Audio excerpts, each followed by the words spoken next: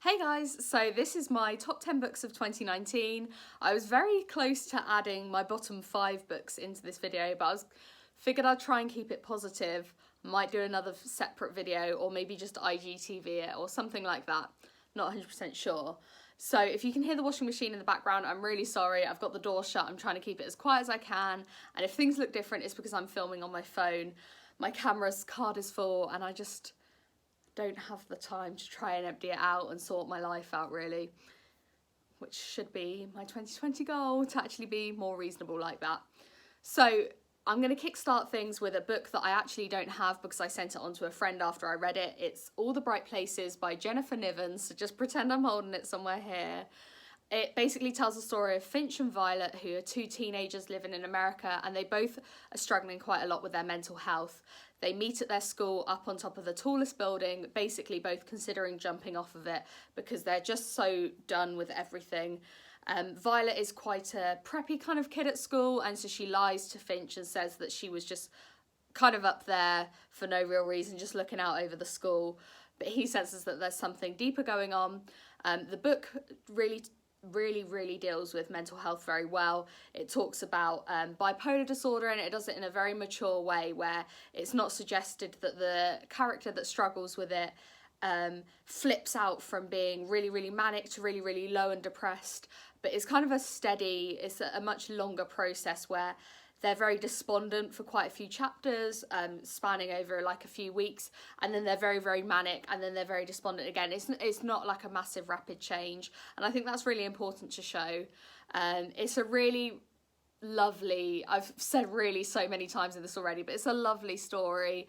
It made me absolutely weep. I'm not sure if it was because I had the flu at the time and I just couldn't cope with the feelings, but it's probably the book that's made me cry the most this year. It was just so beautiful, like a really accurate look into mental health and the impact that it can have. And I would really, obviously, all of the books in my top 10 I would really recommend, but it's got a little special place in my heart. Next I'm going to do the only Kindle book on the list to try and get that out of the way as well. This is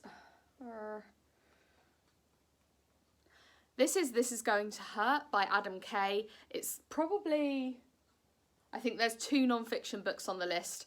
This is one of them. If you haven't read it, it's probably the funniest book I read all the year. It's told by an ex-junior doctor who used to work in the gynecology department, so he basically helped women give birth. And he also dealt with kind of like issues around your womb and your vagina, really. There's some really funny stories in it, as I said. There's one where, for example, he's helping somebody give birth and the dad freaks out and screams, "My baby's got no face," when the baby's making its way out. Makes the mum go into shock and she shoots the baby out, and he has to tell them as the doctor that the baby was actually just face down and the dad thought that the back of its head was the front of its head. But there's also some really sad stories, and he really touches very well on the struggles that doctors are facing in the NHS, especially junior doctors, with the hours they're doing and stuff. And it's actually very eye-opening. I would really, obviously, again, recommend this, especially if you're living in the UK, I think. So this is the biggest book of the lot. It's probably, in fact, I think it is the only hardback. It's The Binding by Bridget Collins, and the last book that I read in the whole year, actually, and the last book from this top 10. I loved this. It's set in kind of an alternate world where books only exist as people's memories. So when you've got a really traumatic memory, either something that you've done to somebody or something that's happened to you, you go and see a binder and they put your memory into a book, and when they do that, you forget it. But when it happens, you kind of lose a bit of yourself.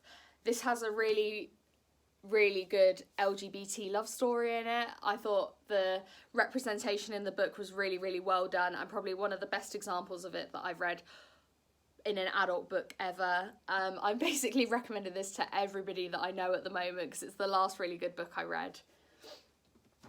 Right. And then this is the other non-fiction book from my stack, which you can sort of see. It's Body Positive Power by Jayne Crabbe. If you don't follow her on Instagram or online, she's at Body Positive Panda on everything, I think, and she's very much well worth following. She really tackles diet culture in a very fresh way and a very like inclusive way, which I think is really important.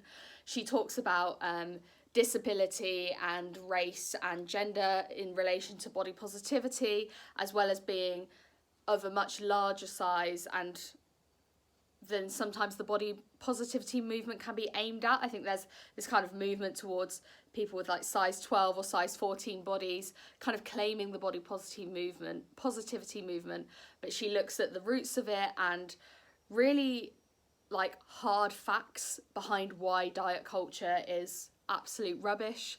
I really wasn't convinced by it before I read it. I thought it was going to be very preachy. I thought it could be quite triggering if you've got any kind of like eating disorder issues or anything like that. But it really wasn't. It was so well done and it was so sensitive. She had all these sections that you could skip out if you were struggling with your with an eating disorder or kind of a related issue, so that you wouldn't get triggered. And I just think this, if I had to pick one book from the whole year to recommend to anybody, it would be this over and over again. I think it should be in all schools and libraries and everywhere. Right. This is a very different book. It's Someone We Know by Shari Lapena. She wrote The Couple Next Door, which I read last year and really loved. This is all about a murder that happens in a quite tight-knit suburban community, and I think Lapena's very, very good at making you think you're very clever and know who the murderer is, and then kind of like turn it on its head. There's always somebody that's obvious that you think it's not going to be them, and then there's somebody that is less obvious. You're like, I've got it, I know it, and then it's not. But it's somebody that's definitely still very feasible. So I think her books are just so well written, and I want to read. I think there's 2 more that I haven't tried yet, but that one is her most recent. And then another kind of crimey book is 13 by Steve Cavanagh, and again, I want to read all of his books after reading this. It's all about a trial, and the murderer is sat on the jury. I think that says it on the front, and it's very, very clever. You're seeing the story from the prosecutor's kind of point of view, and it's very interesting in the kind of evidence that's brought there and how tense it really gets. And obviously the person on the jury is trying to sway things and fiddle with things, and you kind of get their story as well and what they've done to get onto the jury, because obviously it wasn't a random pick. Yeah, it's very, very gripping. I just wanted to sit and read only this forever. And I was actually really, really shocked by the twists, which was nice. So this one is a reread. It's Dracula by Bram Stoker. I read this as part of a feminist module when I was at uni, and it was really interesting to read it from that perspective, but it was nice to come in from a blank one. I know there's a new, like, I think it's BBC drama of this on iPlayer at the moment or online, which apparently is very good. I haven't seen it, but Dracula is probably one of my favourite books ever. It's, if you don't know the story, it's a Victorian novel and all about a vampire called Dracula and a man called Jonathan Harker, who basically ends up travelling to Transylvania on business, and he has to stay at Dracula's castle, and there's all these mysterious goings on. Dracula kind of like scales down the wall like a lizard, and there's these women that are undead, and then it ends up, the story moves to Whitby. Jonathan Harker goes back home and Dracula follows him over the sea. It's just so gothic and spooky and just like a really good Victorian gothic novel, which are some of my favourites. And then I'm really trying not to ramble on about each of these. Got Clash of Kings, A Clash of Kings by George R.R. Martin. This is the second book in the Game of Thrones series, and it's the longest book that's all in one volume. I've read the third book, which is in 2 volumes now as well, but that would have been 1,200 pages, and this is 900 as it is, and it felt like it. It obviously picks up where the first book left off. It really shows some quite strong character development. I think the first maybe 300 pages were kind of setting the scene, but I loved it. If you don't know the Game of Thrones series, it's kind of hard to say what it's about without going into loads of detail. But there's the War of the Five Kings going on. The Baratheons and the Starks and the Lannisters are all warring whilst Daenerys is off overseas, kind of building herself up. as an actual queen. Right, and again onto something really different. I've got Love in the Time of Cholera by Gabriel, Garcia, Marquez. I've wanted to read this for a really long time, but I've been quite nervous because I've heard it's really good but very intense, and the language was incredible. It's probably the most poetic prose I've ever read. Even the very first sentence was inevitable. The scent of bitter almonds always reminded him of the fate of unrequited love, which in my horrible accent really doesn't sound that great, but I opened it and I was like, this is what I want. Yeah, it was a love story, but a kind of alternative love story. The book basically starts off with a woman called Femina Daza, who's married to a doctor, and he falls off a ladder and dies.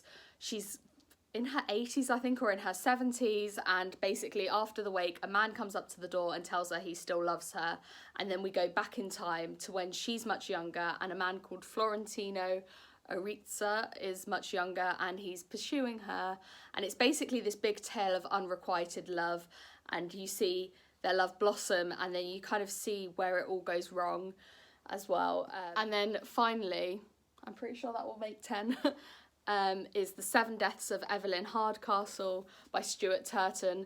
This was another kind of crime drama. He's said he's inspired by Agatha Christie, but I haven't read any of her novels, so I wouldn't know how similar it is. But it was probably the most complicated novel I read this year.